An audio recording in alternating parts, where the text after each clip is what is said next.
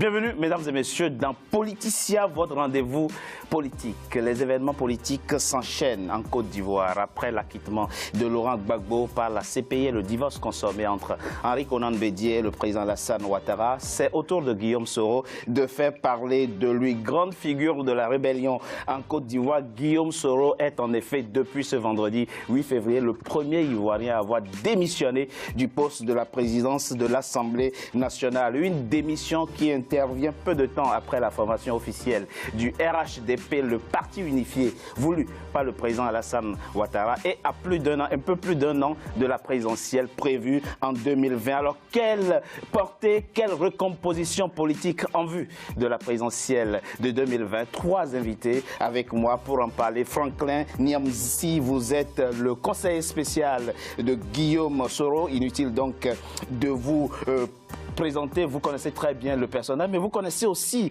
le jeu politique ivoirien. Vous avez d'ailleurs consacré un livre à Guillaume Soro, phénoménal, Guillaume Soro, l'incarnation ivoirienne d'une génération africaine. Et votre dernier livre en date s'intitule Dérive dictatoriale en Côte d'Ivoire, déception de l'ère Ouattara et nouvelle génération. Peut-être êtes-vous aussi dans l'essai quand vous titrez votre livre ainsi. En tout cas, on en parle au cours de cette émission. Écrire, c'est s'engager, c'est s'investir. Merci Richard et bonjour aux auditeurs et téléspectateurs d'Africa 24.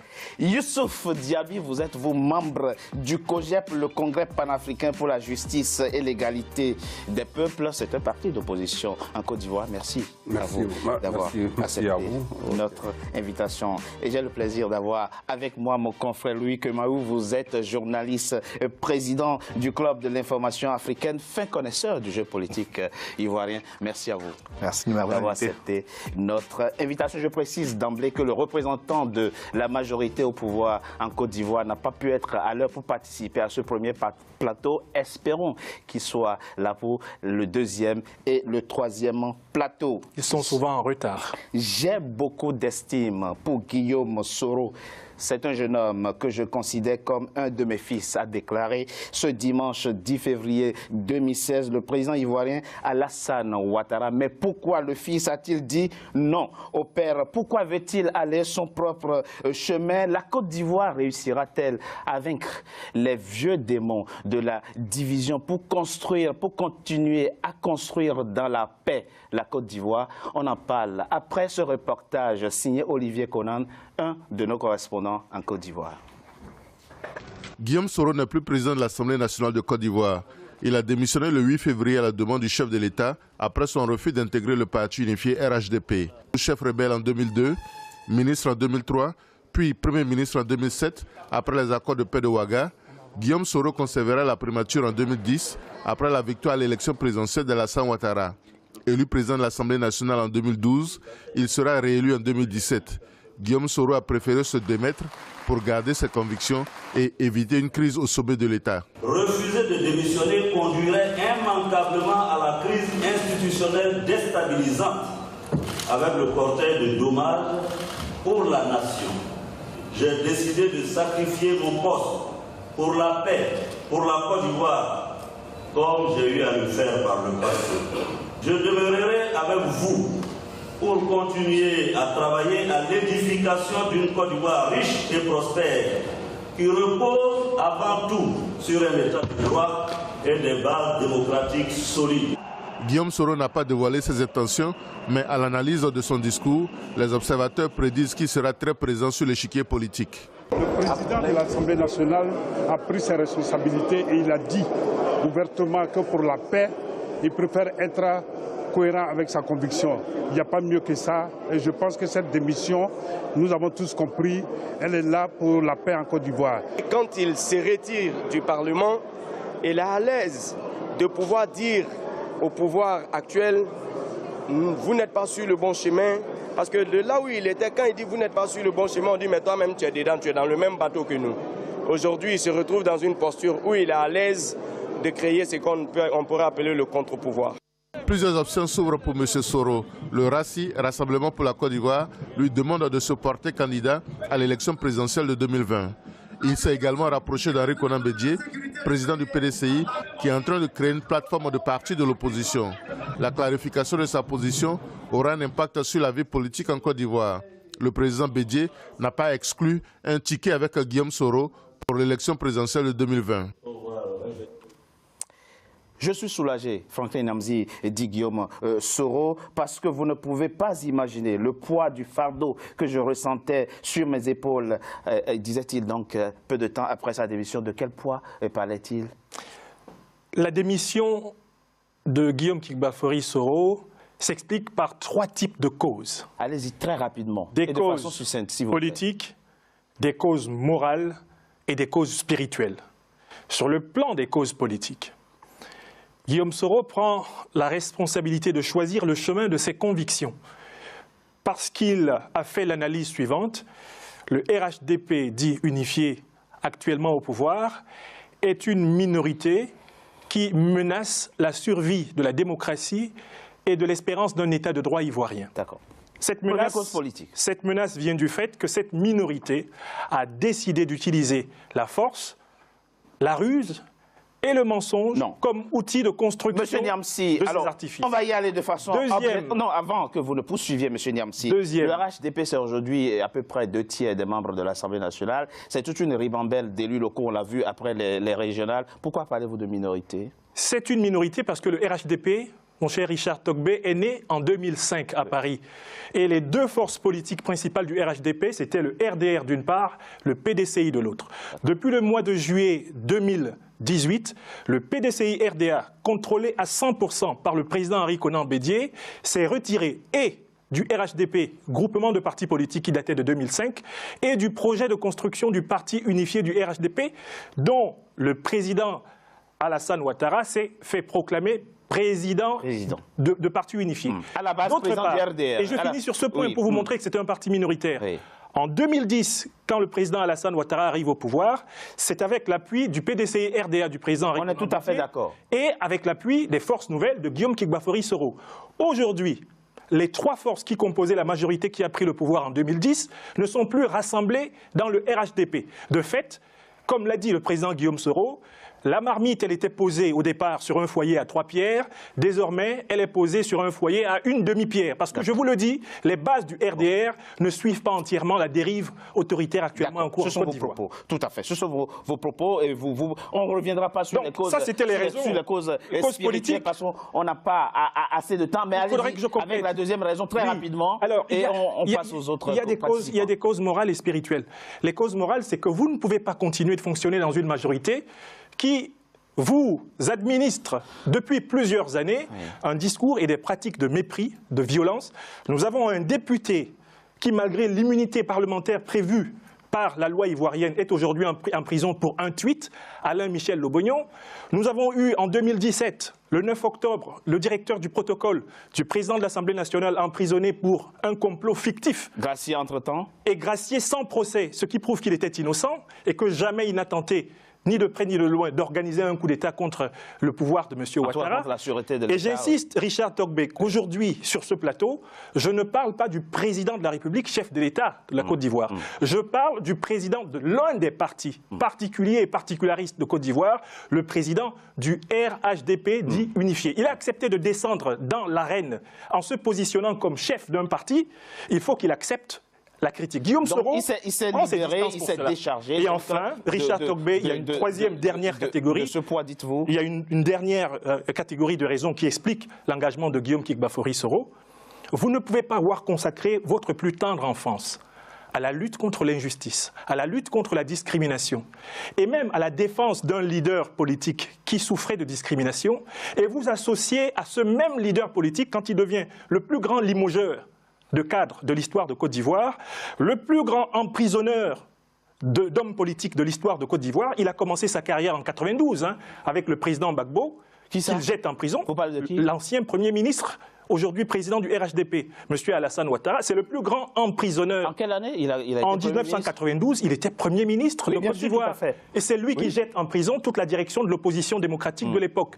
Donc c'est quelqu'un qui a pris l'habitude d'emprisonner tous ceux qui ne sont pas d'accord avec lui. Donc on comprend qu'il y a eu une divergence à la fois idéologique, spirituelle, politique, morale et vous appelez ça morale entre les deux hommes. Je reviendrai sur d'autres raisons. On pourrait même dire, Louis Komayou, que le président de l'Assemblée nationale, en tout cas l'ancien président président, maintenant l'ancien président de l'Assemblée nationale, a mis trop de temps alors finalement pour démissionner, si tant est que tout ce qu'on évoque là était effectif en Côte d'Ivoire? Je pense qu'il y a eu une vraie filiation entre les deux hommes, qu'il y a eu un vrai compagnonnage également pendant la période au cours de laquelle il est resté fidèle au président Ouattara, et que la violence avec laquelle tout cela s'est déroulé ces dernières semaines est venue le ramener à une certaine forme de réalisme. À quel moment est née la fracture entre les deux? Je pense que ça date du congrès du RHDP où il était question de... Du 26 janvier, là? Non, beaucoup plus en amont, parce qu'avant même cette élection, rappelez-vous, pour les législatives, les investitures n'avaient pas été faciles à confirmer.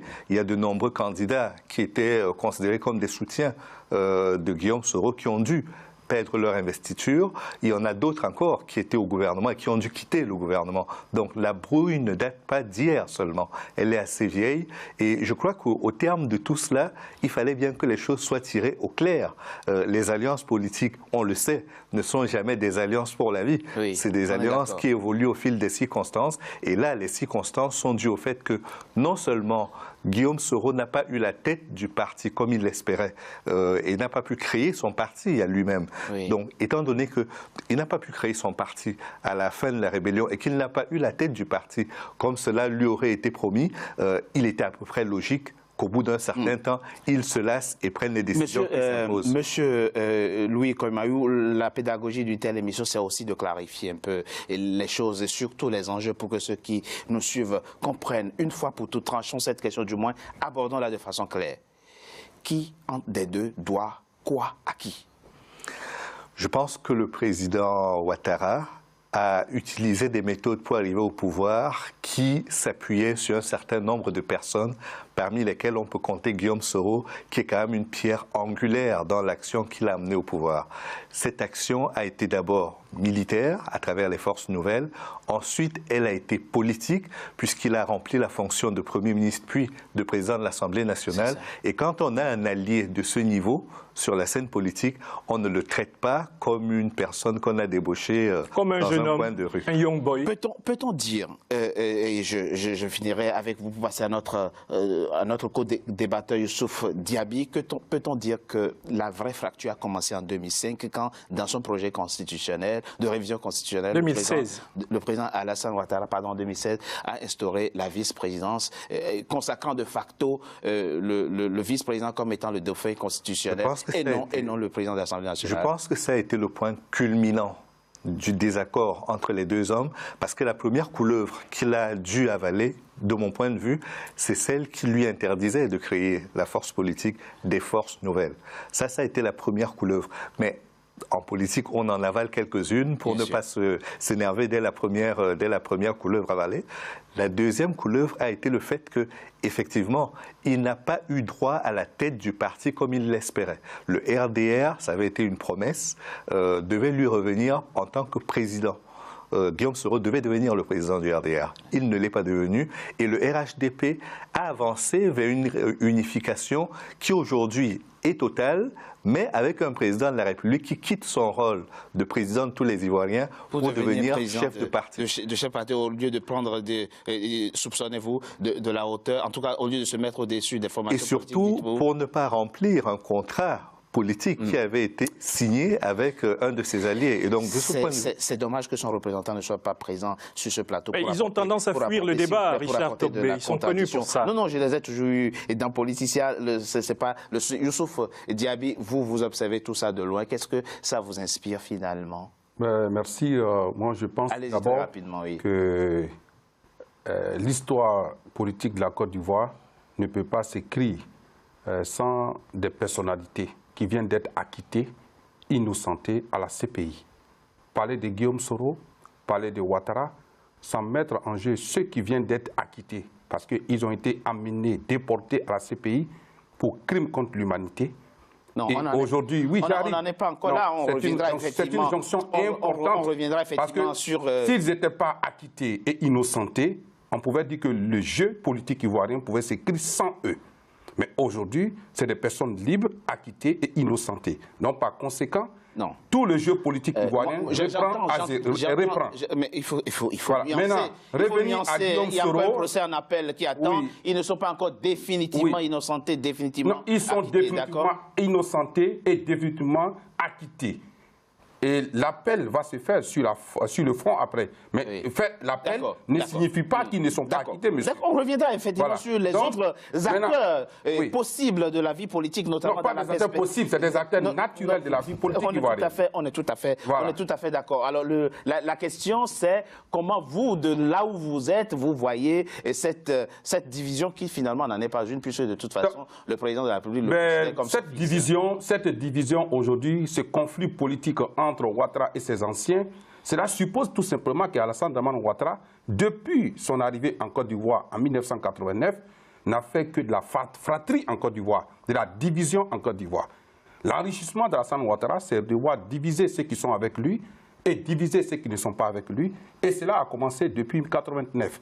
Donc, comme il est le champion de l'emprisonnement, donc du coup, au jour d'aujourd'hui, voit que Henri Konan Bédié n'est plus avec lui, Soro Guillaume n'est plus avec lui, et le sergent Ibrahima Koulibaly, qui a été malheureusement assassiné, qui n'est plus là.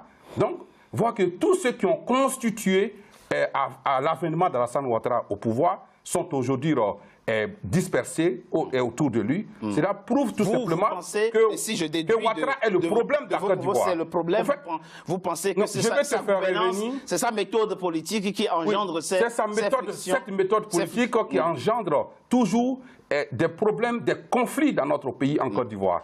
Très rapidement, Louis, avant que je ne vienne à vous, Monsieur Niamsi, le président Alassane Ouattara, excusez-moi, est connu quand même pour être quelqu'un de réfléchi, c'est pas quelqu'un qui agit de façon instinctive. Il a décidé, en tout cas choisi d'entretenir ce climat avec Guillaume Soro, peut-être a-t-il ses raisons, mais quelles peuvent être les raisons pour lesquelles il décide comme ça d'entretenir politiquement cette relation difficile avec Guillaume Soro?